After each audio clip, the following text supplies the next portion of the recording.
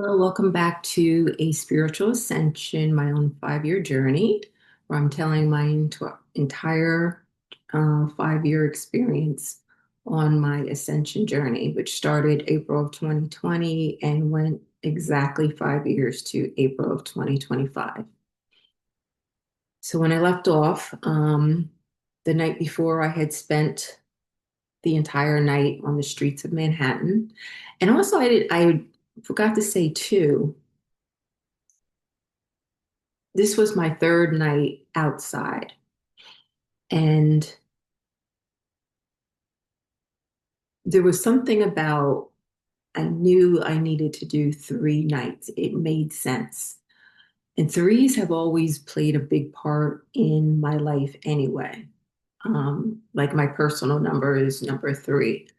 Um, if you don't know what your personal number, just Google personal, um, I think it's personal number, personal year number, personal number, and just put in some information and you'll be able to figure out just by your, that is, um, you'll be able to figure out just by your birth date what your personal year is. And I hope that's not, I know somebody was supposed to, I had just sold my car, pick up my car. I don't know if that's people that pick up my car. Hopefully not. Um, Sorry. Anyway, threes had always meant a lot to me for some reason. So there was something about, I knew after staying outside for the first 2 nights, it kind of made sense that I needed to stay outside again this third night. And so I was more accepting of it this time. I knew it would be over, even though the hours seem so much longer when you're outside compared to like having a night in the bed, right? Um, so that morning I had sat on chair and table in Bryant Park, right next to the big library there. And my friend had called me and he's like, "Are you okay? You made it through the night." And he's like, "Come to Brooklyn. We'll figure it out from here." So I got on the subway and I went down to Brooklyn and he met me at his stop where he lived. Now, the thing is, him and I think I gave you a little bit of background on him. We had met back in 2010, I think. He's also a little bit younger than me. And um, we had kind of a short relationship, and I think he had ended up kind of ghosting me and stuff. Um, he also, so all 13 years, we had never been in touch. So now here it was, I don't know, March or so that he had reached out to me. And at first I was on Facebook, and at first I was like, I know I'm not supposed to be going back to the old, and really was hesitant on like replying to him. And as I said, probably in other videos, that the universe brings people into your life, your soulmates, the ones that you've had have made contracts with before you even came here, this agreement that at a certain time, this person will come into your life to help you, right? Or for you to teach them something, or for them to teach you something, whatever it may be. So something probably intuitive said to me, okay, accept, this message from him. And I replied back. And that's how we kind of started talking. And which actually was helpful because I kind of felt so alone at that point. And he would call me like every evening. And it was just someone to talk to. And now here I was on that journey. And I remember I said I was sitting in the library. I was kind of at my wit's end. Like I was ready to say, I'm done, Spirit. I don't know. I have no answers. And all of a sudden he called, right? I always say about this 11th hour, Spirit does everything at the 11th hour, like in the nick of time. And anyway, I had never been in that section of, well, no, I'm lying, because when I first had got my hair done into locks, I had gone down there and it was in that same area. But I had never been down around where he lived at. And so this was kind of new for me. Plus, I was mostly in Westchester County, in Manhattan when I was in New York. Let me just take a quick drink.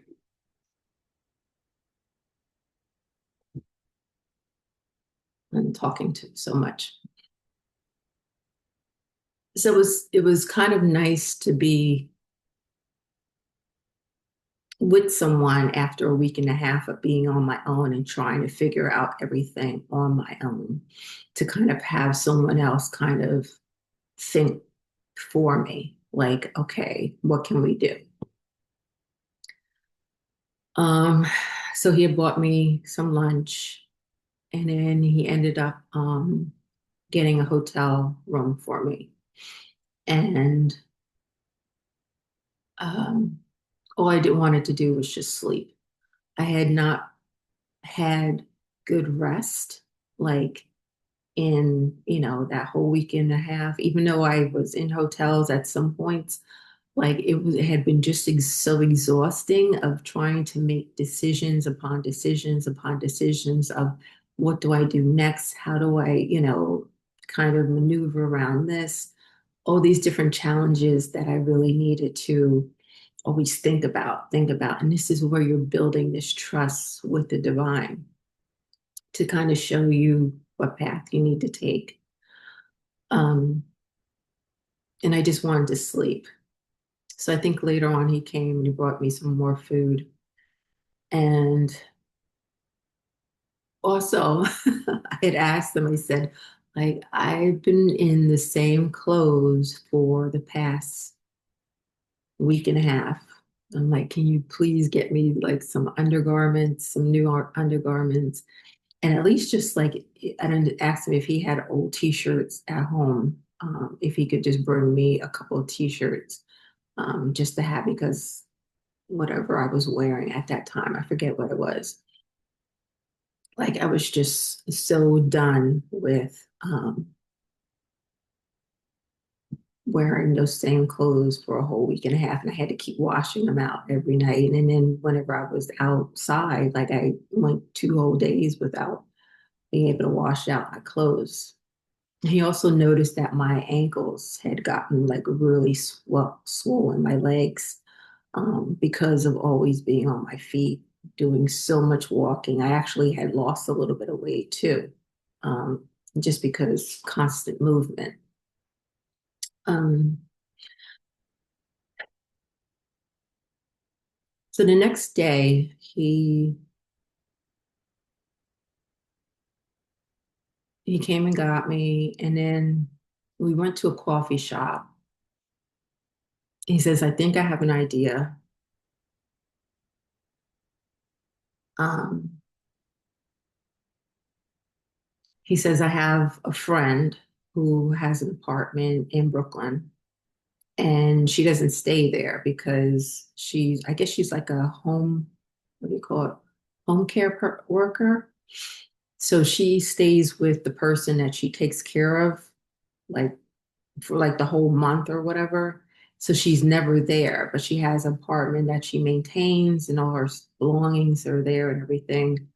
And she had said to him, if you ever need a place to go, let me know. You can use my apartment at any time.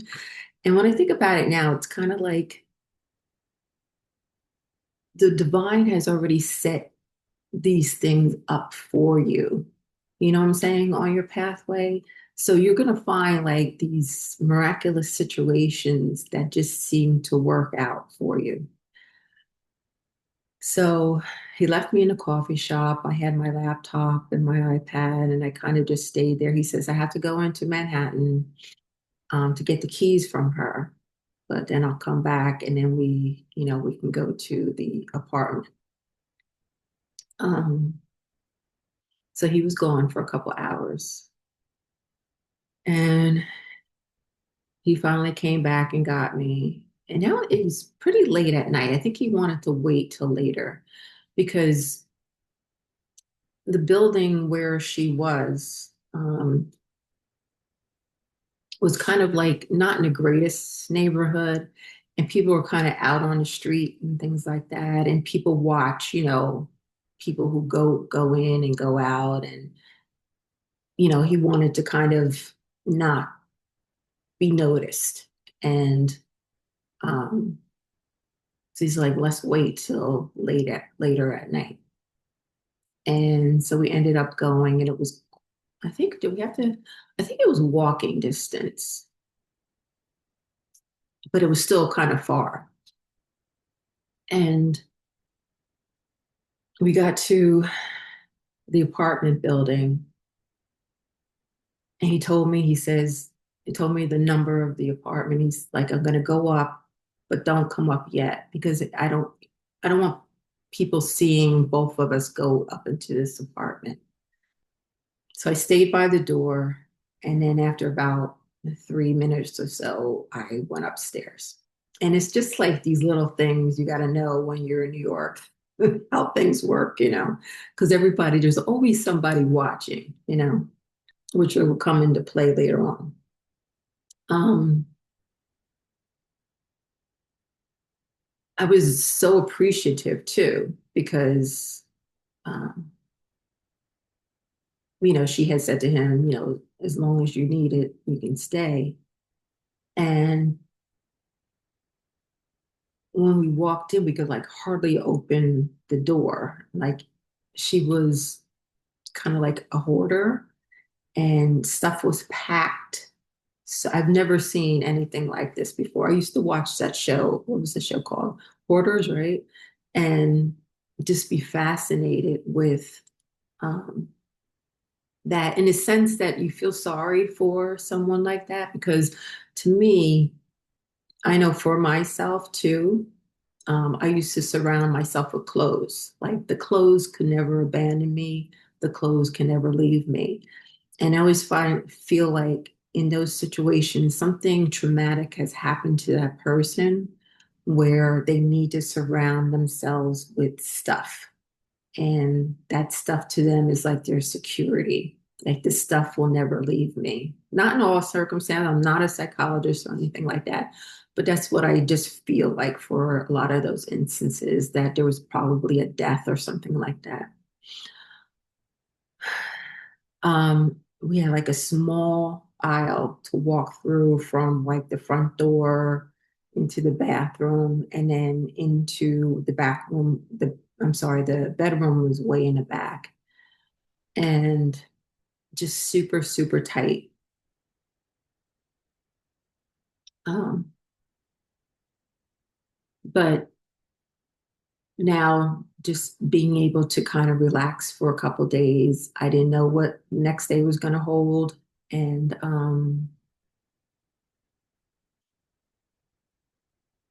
just to be able to get off my feet. And he, like I say, he really noticed that my ankles had gotten so bad as far as like the what do you call it? The fluid in my legs and body had kind of, I guess, go down to your legs because I had been walking and traveling and I hadn't been in a lying position for so long. Um, and it took like a long time for my ankles to kind of the swelling to go down. So I'm going to leave it there and I'll tell you more about that whole experience when in the next video. Thank you again for being here. If you would like a reading, I am a psychic medium and be happy to do a reading for you.